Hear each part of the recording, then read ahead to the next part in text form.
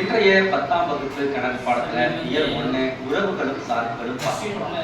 இந்த அமர்வுல சார்புகளின் வகைகள் பற்றி தெரிஞ்சுக்க போறோம். முதல்ல இதுவரைக்கும் படிச்ச விஷயங்களை நினைவுபடுத்திப்போமா? ஏ மற்றும் பிங்கிறது இரண்டு வெற்றிலா அவைகளை இருக்கிறோம். முதல்ல என்ன பார்த்தோம்? வரிசை அது எப்படி இருக்கும்? இந்த மாதிரி ஏ காமா, இந்த ஸ்மால் லெட்டர் ஏங்கிறது இந்த ஏங்கிற கணத்துல இருக்கும், ஸ்மால் லெட்டர் பிங்கிறது இந்த பிங்கிற கணத்துல எடுக்கப்பட்டிருக்கு. சரியா? அடுத்தது என்ன பார்த்தோம்? கார்ட்டீசியன் பெருக்கல்னா அனைத்து கணக்கு ஏ. அடுத்தாப்புல பாருங்க உறவு. உறவுனா என்ன? சில விதிமுறைகளை ஏ கிராஸ் பி கணம். நம்ம எப்படி சொன்னாலும் ஏ கிராஸ் பி கணமாக ஒரு உறவுன்னு சொல்லலாம். இதை எப்படி எழுதலாம்? ஆர். அடுத்தாப்புல என்ன பார்த்தோம்? சார்புனா என்ன? கணம் ஏயில் உள்ள கணம் பியில் உள்ள ஒரே ஒரு உறுப்போடு தொடர்பு கொடுத்தால் அந்த உறவு சார்புன்னு சொல்லுவோம். இதை எப்படி சொன்னது நம்ம முன்னாடி கிளாஸ் படிச்சது வரிசை சொல்லிக்கணும்னா எப்படி இருக்கும்? ஃபர்ஸ்ட் இருக்கிறது டொமைன், ரெண்டாவது டொமைன்னா என்னன்னு சொல்லியிருந்தோம். சார் கார்ட்டீசியன் பெருக்கல் வந்து ஏ கணக்கு பி கணக்கையும் பெருக்கல் எப்படியும் நம்ம பார்க்கணும். பெருக்கி வரிசை சொல்லிக்கணுமா எழுதுறது A comma B B comma C அப்படி போட்டு கணக்குறியீடு போட்டு போகணும். அடுத்து உறவுனா என்னன்னு சொல்லியிருந்தோம். உறவுனா என்னன்னு எந்த ரிலேஷன் சொல்லியிருந்தோம். ரிலேஷனுங்கிறது ஃபர்ஸ்ட் ஏ பெருக்கல் பி கண்டுக்கணும். அது உறவா இல்லையான்னா எதுக்குள்ள இருக்கும்? கண்டிப்பா அடுத்து சார்பு. சார்புனா இருக்கும். சார்புனா நான் சொல்லியிருந்தேன். இங்க என்ன சொல்லியிருக்காங்கன்னா நம்ம ஏரியோட ஒவ்வொரு உறுப்பும் நம்ம ஏரியோட ஒரே ஒரு உறுப்பும் தொடர்பு வந்தால் அது உறவு நம்ம அது சார்பு நம்ம அந்த உறவு அதான் சொல்லியிருந்தேன். மதிப்பகத்தில் உள்ள ஒவ்வொரு உறுப்பும் துணை மதிப்பத்தில் ஏதாவது ஒரு உறுப்பு என்ன பண்ணிருக்கணும் இல்லைன்னா மதிப்பகத்தில் எல்லா உறுப்புக்கும் துணை மதிப்பத்தில் கண்டிப்பாக என்ன நிழலோடு பெற்றிருக்கணும். அதுதான் சார்பு. சார்பை பற்றி இவ்வளோ பார்த்துச்சு. இந்த சார்பின் வகைகளை பற்றி நம்ம படிக்க போகிறோம். அப்ப சார்புங்கிறது ஒரு ஸ்பெஷல் டைப் ஆஃப் உறவு. அவ்வளவுதான். ரைட்டா?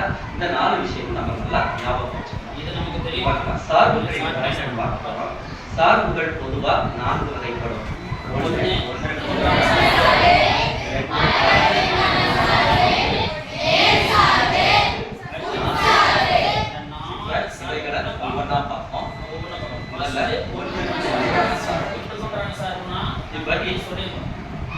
மதிப்பகத்தில் ஒவ்வொரு உறுப்பும் துணைமியத்தில் ஏதாவது ஒரு உறுப்பு தான்.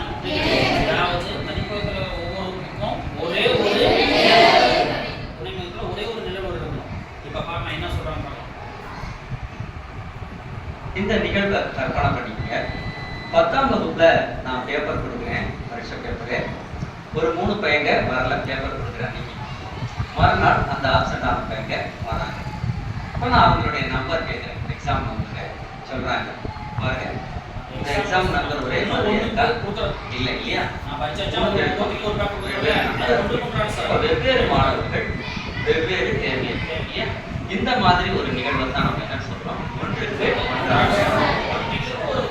ஒரு மாணவருடன் அவருடைய தேர்வு எண்ணை தொடர்புபடுத்துவதை ஒரு சார்பாக கொண்டால் அந்த சார்பை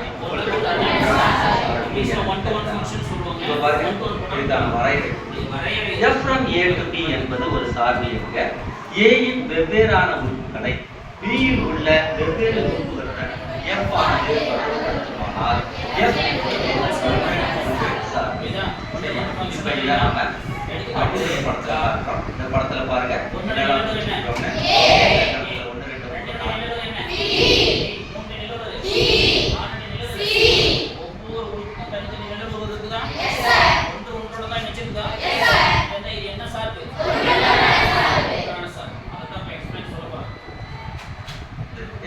Bல A B C D E. சரியா? ஆனா A ல இருக்கக்கூடிய ஒவ்வொரு உறுப்பும் B ல இருக்கக்கூடிய தனித்த உறுப்புகளோடு இணைக்கப்பட்டிருக்கு. A இன் வெவ்வேறு உறுப்புகளுக்கு B இன் வெவ்வேறு நிழல் உறுப்புகள் உள்ளன. எனவே F ஆனது ஒன்றுக்கு ஒன்று சார்பாகும். சரி, இப்ப அடுத்த நம்ம பார்க்க போறது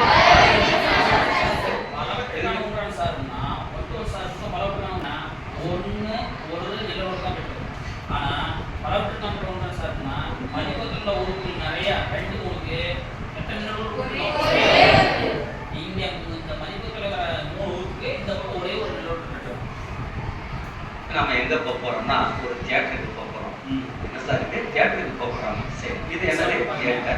இப்போ நீங்க நிறைய சினி காம்ப்ளெக்ஸ் பத்தி கேள்விப்பட்டிருக்கீங்க இல்லையா?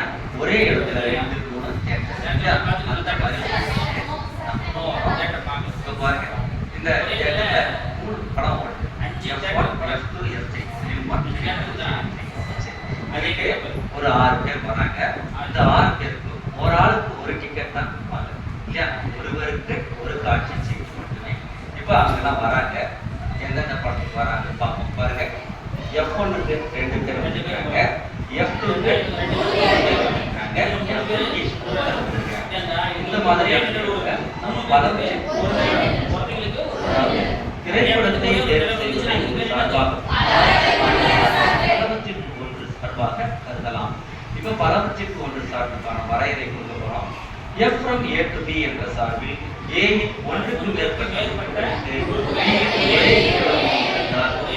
என்பது பலவற்றிற்கு. இப்ப பாருங்க, இது அம்புக்குறி படம் மூலமா. இப்ப A அம்புக்குறி படம் பாருங்க. இங்க P1 P3 P4 மூணு உறுப்புக்கு ஒரே ஒரு நிழல் இருக்கு. அதே மாதிரி P2 P4க்கு பலவற்றுக்கான ஒன்றான சார்புக்கு ஒன்றுக்கு சார்பு வித்தியாசம் இருக்கா? ஒரு கடம். அதுல யாரெல்லாம் இருக்காங்க? அந்த 6 பேர் பர்சன்ஸ் சொல்லியிருக்காங்க. P1 P2 P3 போட்டுருக்கோம். B ல film 1 film 2 film 3. இப்ப பாருங்க, பர்சன் 1 1வது ஆளும் 3வது ஆளும் F1 தேர்ந்தெடுத்திருக்காங்க. புரியுதா? இப்ப இந்த மாதிரியான சார்பு பலவற்றிற்கு ஒன்று சார்பு எனப்படும். அடுத்தப்ப நாம பார்க்கும்போது மேல் சார்பு. இப்ப இந்த மேல் சார்புக்கு நாம முதல்ல ஒரு 10th ஸ்டாண்டர்ட் வகுப்பறைக்குள்ள போறோம். இந்த வகுப்பறைக்குள்ள போகையில என்னென்ன பாடங்கள் இருக்குதுன்னு பார்க்கிறோம். என்னென்ன பாடங்கள் நமக்கு தெரியும்? தமிழ், ஆங்கிலம், கணக்கு, அறிவியல், சமூக அறிவியல். இப்ப இந்த ஒவ்வொரு பாடத்துக்கும் கண்டிப்பா ஒரு ஆசிரியர் இருப்பாங்க இல்லையா? ஒவ்வொரு பாடத்துக்கும் ஒரு சார் இருப்பாங்கல்ல. சரி, அந்த ஆசிரியர்கள் யாருன்னு பார்ப்போம். இந்த இருக்கிறாங்க அந்த ஆசிரியர்கள். சார், பாடம் 5 இருக்கு, ஆனா ஆசிரியர்கள் 6 பேர் இருக்காங்களே. அறிவியல் பாடத்துக்கு 2 ஆசிரியர்கள் இருப்பாங்க. நிறைய பள்ளிக்கூடம் இல்லையா? பார்த்துருப்பீங்க. இயற்பியல், இயற்பியல் மற்றும் உயிரியலை அந்த மாதிரியான ஒரு அமைப்பு. இப்ப இந்த மாதிரியான ஒரு திட்டத்தை நாம மேல் சார்பு சொல்றோம். அதாவது இந்த பாடங்களை எல்லாம் கணம் B வச்சுக்கிட்டோம்னா இதுல இருக்கக்கூடிய ஒவ்வொரு உறுப்பும் கணம் A ஒரு உறுப்போடு தொடர்புபட்டு கட்டாயம் தொடர்பு இருக்கும். ஸோ அந்த மாதிரியான உறுப்பு மேல் சார்பு சொல்றோம். சிம்பிளா சொல்லணும்னா துணை மதிப்பகத்தில் உள்ள உறுப்புகளும் பீச்சகம் எப்படி இருக்கும்? பீச்சகத்தில் உள்ள உறுப்புகளும் துணை மதிப்பும் சமமா இருந்தா அது சிம்பிளா சொல்லணும்னா மேல் சார்பு. குருத்துகள் இருக்கான். இந்த டீச்சர்ஸ்க்கு இது சப்ஜெக்ட் கொடுக்குறாங்க. இப்போ நம்ம வந்து மதிப்பு பற்றி பிரச்சனை இல்லை. துணை மதிப்பகத்தில் உள்ள உறுப்புகள் எண்ணிக்கையும் பீச்சகம் சமமா இருந்தா அதுக்கு பேரு பாடங்களை அதை கற்பிக்கும் ஆசிரியர்களையும் ஒரு சார்பாக கொண்டால் அந்த சார்பை மேல் சார்பாக கருதலாம். இப்ப மேல் சார்புக்கான வரையறை என்னன்னு பார்ப்போம். அதுக்கு முன்னாடி இது சார்பா சார்பு. இப்ப இதோட வீச்சகம் என்னன்னு சொல்ல முடியுமா? வீச்சகம் என்னென்ன? இதெல்லாம் வீச்சகம். துணை மதிப்பு என்ன ஆகுது? துணை மதிப்பு வீச்சகம் சமமா இருந்தா துணை மதிப்பு வீச்சகம் சமமா இருந்தா அதுக்கு பேரு மேல் சார்பு. இந்த அம்புக்குறி படத்துல இதை விட இப்படிதான் பாருங்க. இந்த பிங்கிற கணத்துல என்னெல்லாம் இருக்குது? Tamil, English, maths, science, social science. இந்த ஏங்கிற கணத்துல அந்த ஆசிரியர்கள் 6 ஆசிரியர்கள். இப்போ இங்க இருக்கக்கூடிய பீல இருக்கக்கூடிய ஒவ்வொரு குழுக்கும் ஏல என்ன இருக்குது? 300. இப்போ இதுதான் நம்ம சொல்றோம். F from A to B என்ற சார்பில் கணம் B இல் உள்ள ஒவ்வொரு குழுக்கும் கணம் A இல் சரியா? இதையே நம்ம F from A to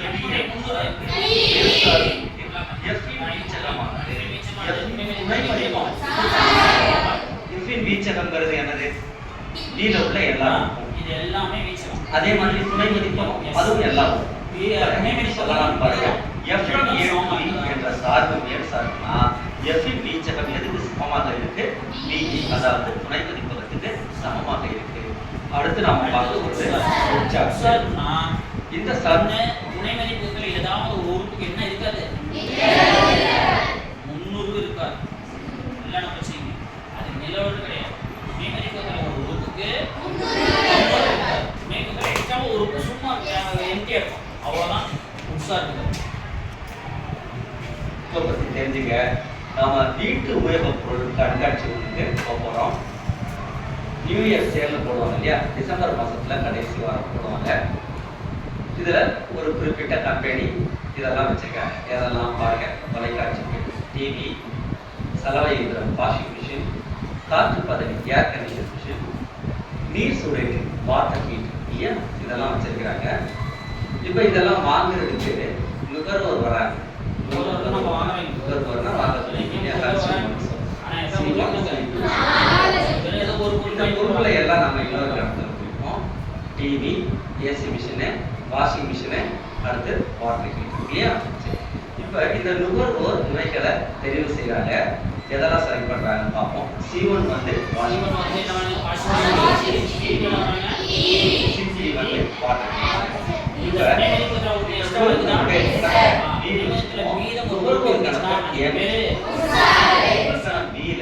எந்த பொருள் வாங்கப்படல பாருங்க. அதாவது காற்று பதவி ஏசார் வாங்கல. டிசம்பர் மாசம் ஏற்கனவே குளிரா இருக்கும் இல்லையா, அப்ப ஏசி மிஷின் யாருமே வாங்க மாட்டாங்க. சரி, இந்த மாதிரியான ஒரு நிகழ்வை தான் நாம என்னன்னு சொல்றோம், அதாவது கணம் B-ல இருக்கக்கூடிய ஏதாச்சும் ஒரு உறுப்புக்கு கணம் A-ல முன்னுரி இல்லை ஒரு உறுப்பு சார்புக்கான வரையறை கொடுக்கிறோம். பாருங்க, ஒரு சார்பு F from A to B ஆனது உள் சார்பு B இல் குறைந்தபட்சம் ஒரு உறுப்பு இருக்காது, A இல் இருக்காது. இப்போ இதை அபகரிக்கணும்.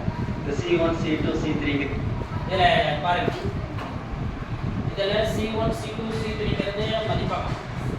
துணை மதிப்புங்கிறது PQRS. இதுல 3க்கு 300 இருக்குது. ஒரே ஒரு உறுப்புக்கு மட்டும் என்ன இல்ல, இந்த துணை மதிப்பு ஏதாவது ஒரு உறுப்புக்கு 300 பெறவில்லையில் அந்த சார்பு என்ன பார்த்தோம்னா 4 சார்பை பத்தி சார்பின் வகைகளை பார்ப்போம். ஒன்று ஒன்றுக்குன்றான சார்புனா என்ன, மதிப்பகத்தில் ஒவ்வொரு பலவற்றிற்கான ஒரு சார்புன்னு ஒன்று சொல்லியிருந்தோம். வெனிட்டோ ஃபங்க்ஷன்னா இங்க மதிப்பகத்தில்